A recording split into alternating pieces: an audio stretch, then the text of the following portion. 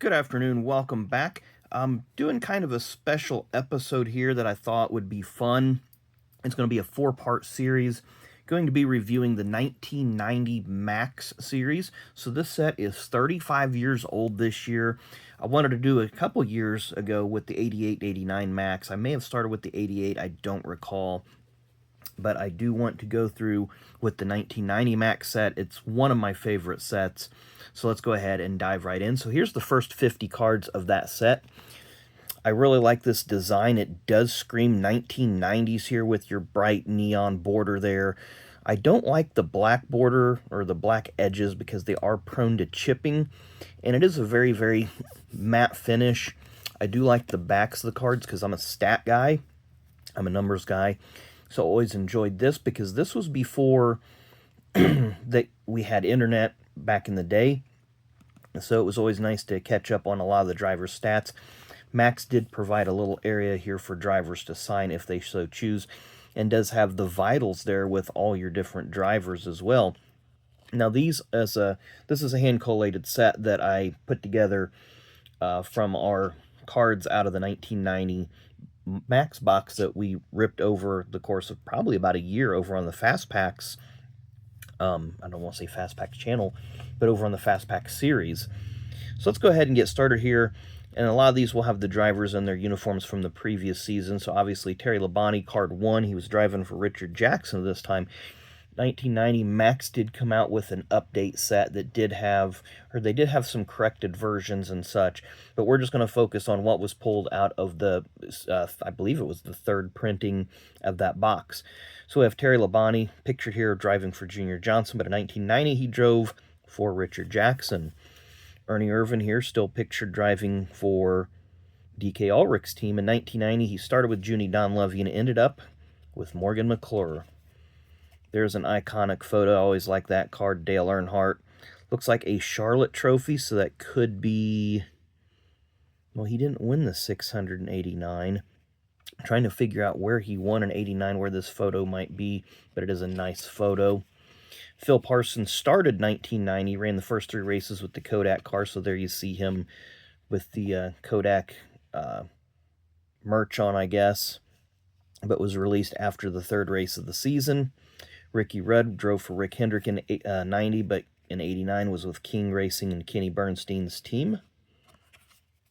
Mark Martin drove for Roush, so here he is in his Stroh's uniform from 89. Went to Folgers in 1990. Kowicki didn't change, but I really like this one. That looks like it's taken at Charlotte in front of the track with the flagpoles in the background in front of the media center there. But Allen's shop was located behind Charlotte, so it would have been just a short drive to take a car over there. Bobby Hillen driving for Stavola Brothers. The ride didn't change, but the sponsor did. Bill Elliott with Harry Melling's team. Derek Cope drove for Bob Whitcomb. During the same time, they changed from Pontiacs to Chevrolets, 89 and 90. Jeff Bodine drove for Junior Johnson in 1990, but is pictured here with his Levi Garrett gear with Rick Hendrick. Card 12 they reserved for Bobby Allison should he have ever been able to come out of his injury forced, or his retirement forced by injury. But he stayed on with the Miller folks there in the Stavolas as a spokesperson before forming his own team in 1990. Journeyman driver Mickey Gibbs drove his own Fords usually around this time, did race some in the ARCA series. A.J. Foyt raced part-time in the Cup series during this era. Morgan Shepherd pictured here with the Valvoline sponsorship when he drove for Raymock in 89, but in 90 he went over to Bud Moore and had probably the best season of his career. Excuse me. 89 rookie contender Larry Pearson, pictured here with his 89 Chattanooga Chew gear.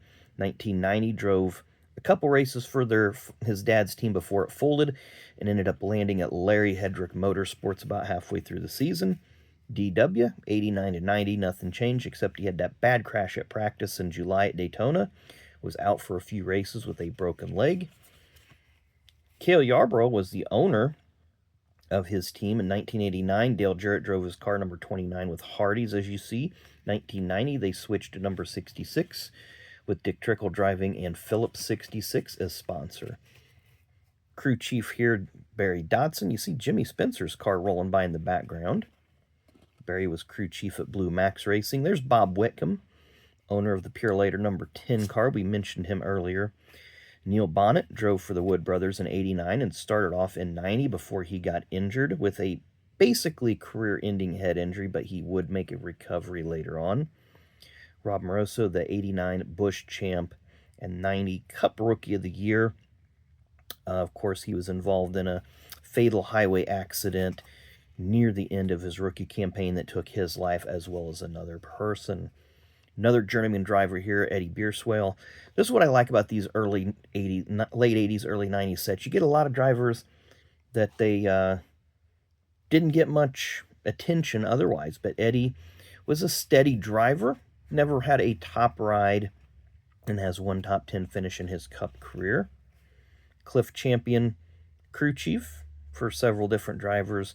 I know he owns a business over in the Lake Norman area of North Carolina currently. Ken Schrader, '89 and '90, drove for Hendrick Motorsports, but switched to Kodiak sponsorship in 1990, so we're halfway through this first batch of cards here. And we're going to do 4 series because it's a 200-card set, but Schrader still races the dirt track scene all over the U.S. 1990, Brett Bodine drove for Bud Moore in '89, but in 1990 he went to Kenny Bernstein's Quaker State Buick.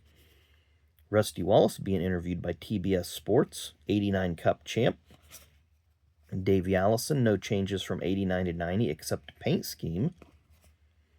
Dale Jarrett left Cale's team at the end of '89, didn't have a ride, so he was going for the Busch title in 1990.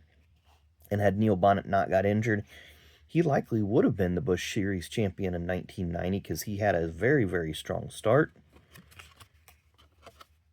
Michael Waltrip stayed at Bahari Racing. Only change was additional primary sponsorship from Maxwell House that was split with Country Time Lemonade. Jim Sauter started the year, ended '89 and started 1990 with the Group 44 team owned by Bob Tullius, but that team folded probably because of lack of sponsor. Don't really remember much about it. Tony Glover was crew chief at the 4 car. He didn't change teams. Harry Gant, '89 and '90, also did not change teams, so nothing changed there. Rodney Combs, another journeyman driver, was with the Evinrude car. Their normal driver, Jim Sauter, had went to a couple different teams, so Rodney got to drive the Mueller Brothers '89 Evinrude car for a while. There's Jimmy Finnig, crew chief, longtime crew chief for Bobby Allison in the Cup Series, but he stayed with the Stavola team for several years before moving over to, I believe he crew chief Bobby's Cup team for a little bit and then ended over up at Roush Racing. '89 Cup Series championship car owner Raymond Beadle, also an NHRA and IHRA drag racer for many years. Crew chief for Whitcomb Racing at the time, Buddy Parrott, legendary crew chief. Brandon Baker, I want to say he's one of Buddy Baker's sons, but ran part-time in the Busch Series. And there you can see Kenny Wallace's car kind of making a little cameo in the background. Very cool there. Kirk Shelmerdine, Hall of Famer. Been a lot of Hall of Famers. We haven't mentioned that, but Kirk is a Hall of Famer. Crew chief for Dale Earnhardt during this era. Jim Phillips, first of our media people in this set for MRN Radio. Looks like he may be at North Wilkesboro Speedway there. Jim Bound was an up-and-coming Busch Series driver at the time. He never really got a strong ride to show what he could do, but was always consistent near the top 10, top 15 when his cars would allow. Kyle Petty, driving for Felix Sabates, ran a part-time schedule in '89, ran a full schedule in 1990, and had an absolutely dominating victory at Rockingham in the spring that season. Mark Martin's car's in the background. Richard Petty is looking at the background there. But Richard Petty, no changes on this team, but he got his first top 10 in nearly 2 years at, Pocono in 1990. Bob Tullius, mentioned him earlier, car owner. He did own the Group 44 Jaguar team in the IMSA series for years, Moved to Cup in the late 80s, but didn't have much success. Richard Childress at Bristol, obviously looks like the spring race here, but longtime car owner in the Cup Series. Steve Meal. I forget, I've listened to a couple podcasts. Steve works in the private sector now, or maybe works for some government outfit. I can't remember what he does, but he works to like an engineering point or whatever, but he's out of the motorsports industry. Ronnie Silver, longtime Busch Series driver. He owned Michael Waltrip's Busch cars that he ran for a while, and you can see the Country Time and the All-Pro patches, two of Michael's sponsors. A couple more here. Another journeyman driver, Greg Sachs. Greg has bounced all over the map in terms of rides. 1989, he started the year with Buddy Baker's team, but ended driving for Tom Winkle. That's why he has car number 48 in this set. 1990, he struck a deal with Hendrick Motorsports and with actor racer Paul Newman to drive a part-time schedule for the Slim Fast car, and actually had a couple good runs there. Australian driver Tony Spanos only made a handful of Cup starts in the late 80s, early 90s, and we're going to end the first of our 50-card run here with Pit Crew champs DW and the Hendrick Motorsports team. Kind of funny that car 71 just won the Pit Crew race yesterday at North Wilkesboro, but there is all the drivers. A lot of big names here. Some of these you may or may not have heard of. Obviously Jeff Hammond, Eddie Dickerson, Billy Wilburn, Sandy Jones. Those are some big names. Mike Powell. So a lot of big names that I've heard of there. Some of the other guys I'm not familiar with, but have probably seen or heard their names over the years. So that is the first of 4 installments that I will be doing for the 1990 Maxx 35th year celebration.